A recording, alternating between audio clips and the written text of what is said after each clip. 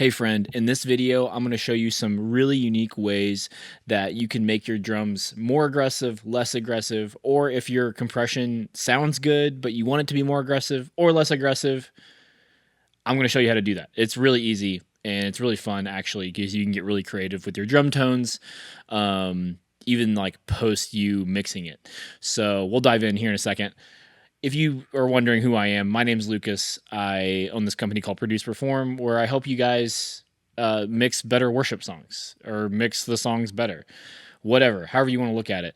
And so I work on only worship music. And if you guys want help, I absolutely for free. I have a mixing cheat sheet down below, and you just go pick it up for free. It has EQ and compression starting points so that you can be on your way to better mixes. Okay, let's dive in. Let me get these headphones on. So we are on the song from last week that I had, and I'm going to do a full mix walkthrough of this song at some point. Just haven't been able to get to do it yet, as time has not been allotted this summer. It's been a little crazy. So, I had a question come in this week, and the reason why I'm doing this video, he was asking me, he was like, he really likes the sound of the compression that he gets from his parallel buses, but it's just like too aggressive sounding. And then I was also thinking the alternative of like, well, what if your compression sounds really good, but you want it to be more aggressive? And I was like, man, that's actually a really good question. And so that's what we're going to dive into today. So I'm just going to give you guys, we're just going to listen to the drum mix here. So this is with the drums, all the drum mics and all of the parallel buses, the reverb, and my two drum crush channels that I normally use.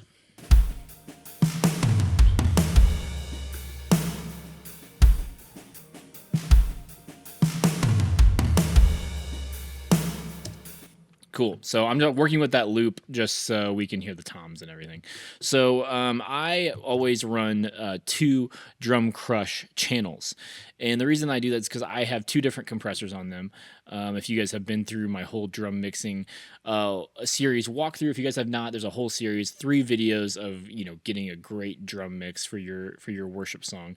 But I always use the API 2500 compressor, and then I also always use either the DBX 160 or I think on that mix on those other videos I use the FG Stress or some type of distressor plugin.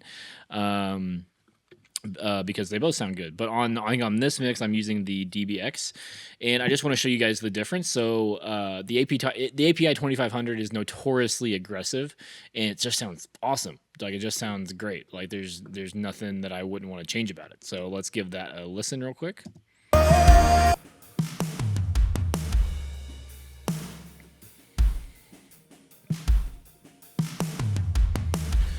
And just so context, I am not. I'm not sending a ton of the overheads. The overheads are backed off about 6 dB, but I'm sending the rest of the shells in there.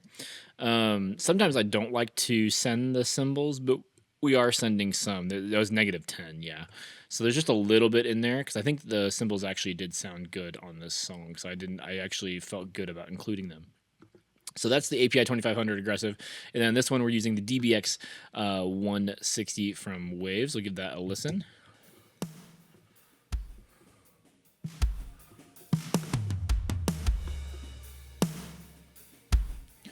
So you guys can tell between the two, the API 2500 is just a little bit more dirty, a little bit more saturated sounding, while the DBX 160 is very clean sounding.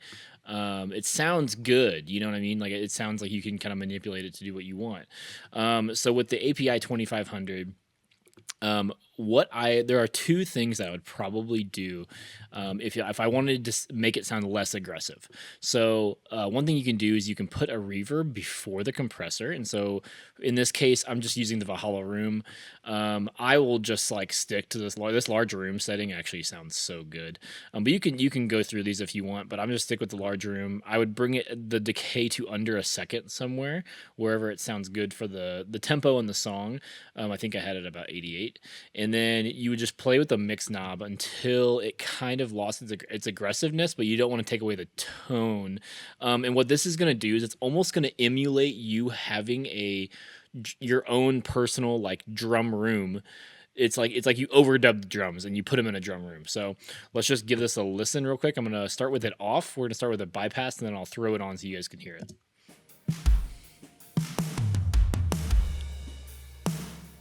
On.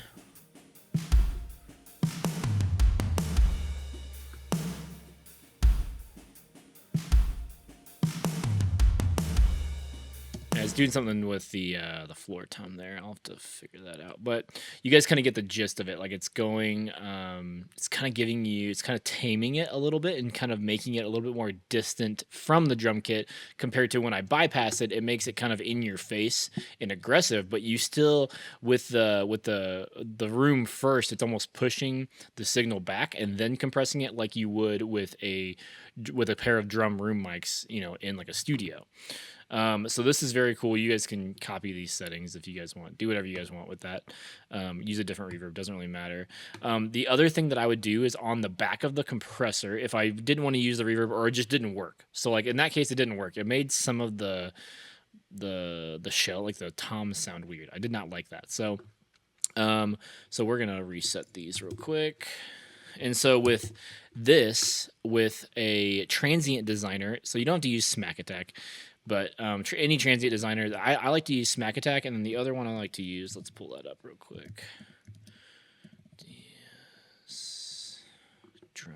DS Drum Shaper is also the other one I like to use from XLN Audio. It's a very, very cool plugin. So we'll A/B both, and you guys can listen to both. But with Smack Attack, I use Smack Attack way more. But with Smack Attack, what I would do is I'd just take away some of that attack. And so let's just give it a listen, and I'll just start pulling attack out.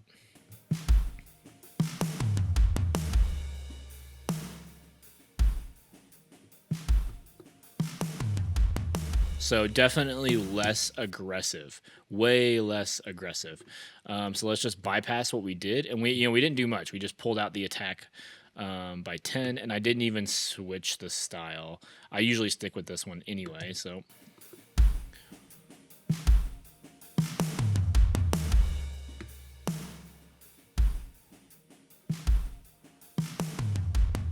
So it really makes it less aggressive, but again, keeping that tone of the compressed sound, super cool. But I would also alternatively use this if you wanted it to be more aggressive. Like if you're like me, I like to mix drums pretty aggressively. So I would I would actually change this, and I would go like this. I'd do like plus 10 here.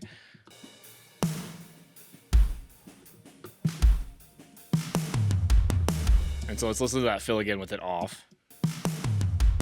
So just adding that attack. And then even sometimes if I wanted that really splashy kind of sound on my drums, and if you want, maybe you only want to do this to the kick or something, but the snare, but you can add sustain. So we'll do plus 15 sustain now. And so let's see what that sounds like on. So you get that really splashy snare. So let's just bypass it here. Let's just do that snare hit there. Like so much splash, like almost to where you don't even need to. This is a good alternative thing that if you don't want to add a like gated verb on your snare to get that kind of a big splashy sound that you usually get. It's a great way to get that without having to add that gated verb.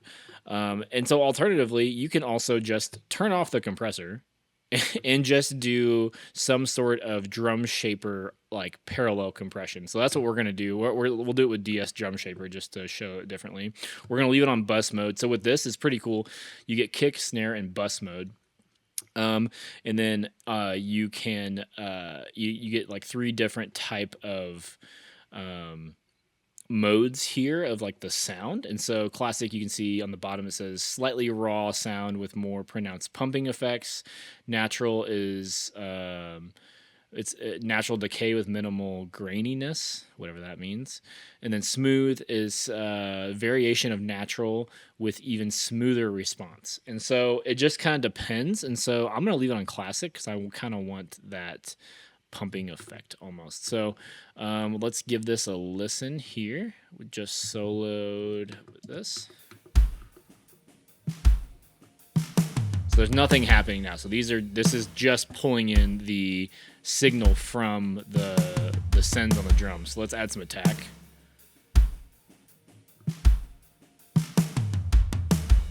And then add some sustain as well.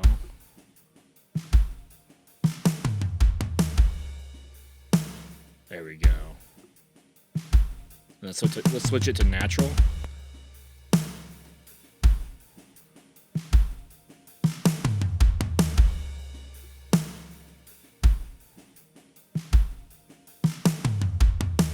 I think I like natural for this. So let's what we're gonna do now is we're just gonna solo the drums, and I'm just gonna bring this guy in gradually, just so you guys don't always have to do a parallel compressor. You can do a parallel drum shaper, which can then shape it can reshape your drums, but you're not reshaping the original signal. You're reshaping a parallel signal, and so it's not changing the natural sound.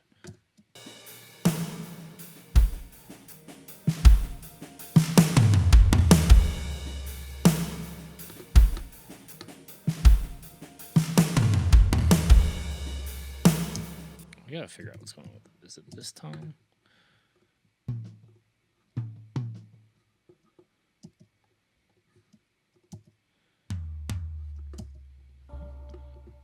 Is it this time?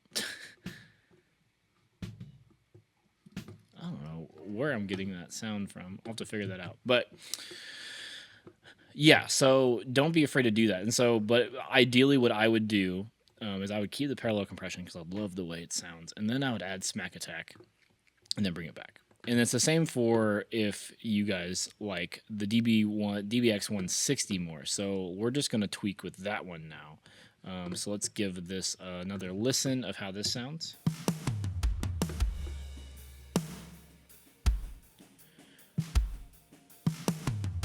So you guys see the DBX 160 is a lot more. It's just clean. Like it's a very clean sounding compared to the 2500. It sounds awesome. And then we got smack attack on the back of it.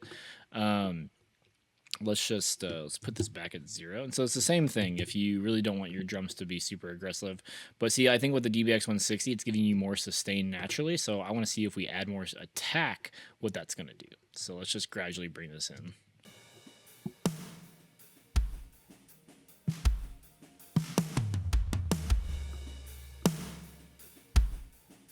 Bypassed, and then on.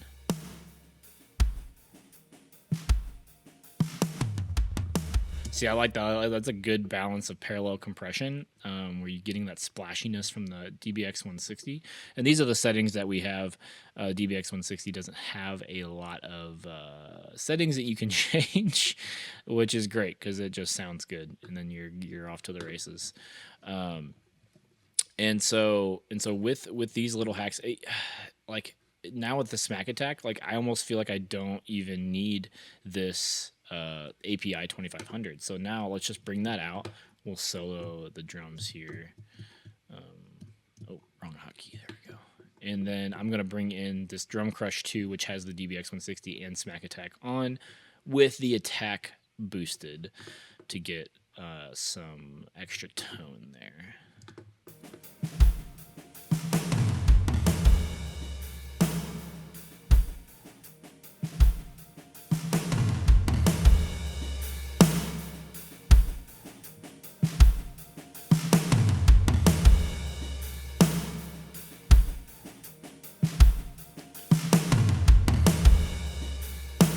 See, that sounds freaking awesome. Let's see how it sounds in the mix here. Turn that loop off. We'll go to verse 2 here. Morning breaks, the tomb is bare. The voice of angels fills the air. Oh, behold, he lives. Lift up your eyes, the Son of Heaven's alone. Yeah, see, that sounds killer. But what I like to do is, let's take the smack attack off the 2500, but we'll just put both of these in about -10 and then adjust from there. Go back to verse 2. Morning breaks, the tomb is bare. The voice of angels fills the air. Oh, behold, he loves, lift up your eyes, the Son of Heaven's alive.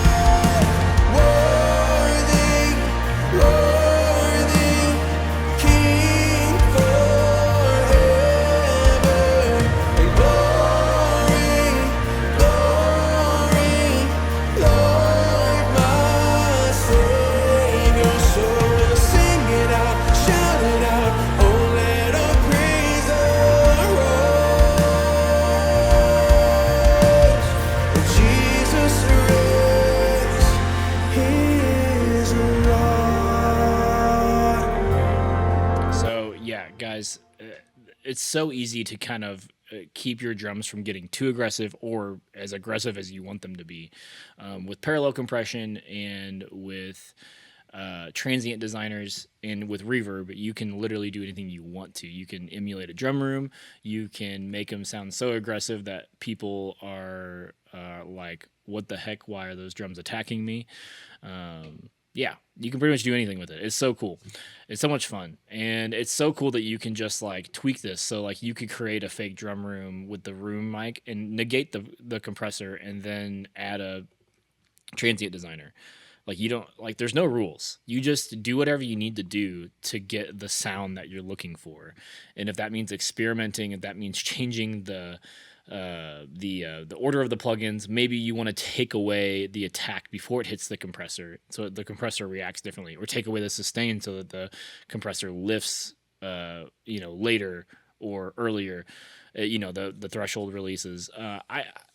There's like no rules. It's so cool. It's so much fun. Like it's that you can just sit there and experiment all day with it until you get the drum tone that you're looking for and the drum sound. So yeah, hope you guys enjoyed that. I hope that was it's a very different thing that I don't see really many people talk about. So I hope that helps you with especially your mixes and your drum mixes. And I just want to say, guys, at the time of me filming this, we just went over 4,000 subscribers on the YouTube channel, and I'm just so grateful. I didn't think that I would have that many from when I first started this. I didn't think that it would happen this fast, or I didn't really have any anticipation of what it would look like, but I'm so thankful and I'm so grateful. So thank you guys. Thank you guys for trusting me to teach you some really cool things. And I just want to say God bless you guys. And last but not least, do not forget about the mixing cheat sheet down below. And then also, I've been thinking about this. So I think now that I'm so close to 5,000 subscribers, I think at 5,000, I'm going to do a cool giveaway. So if you're watching this video and it's past 5,000, then sorry. But once I hit 5,000 subscribers, I'll do some sort of giveaway to the whole subscriber community, because I think it'd be cool. It'd be really, really cool. I don't know what I'm going to give away yet, but it'll be useful for you when it comes to live worship recording. So again, thank you guys. God bless you, and I will see you on the next video.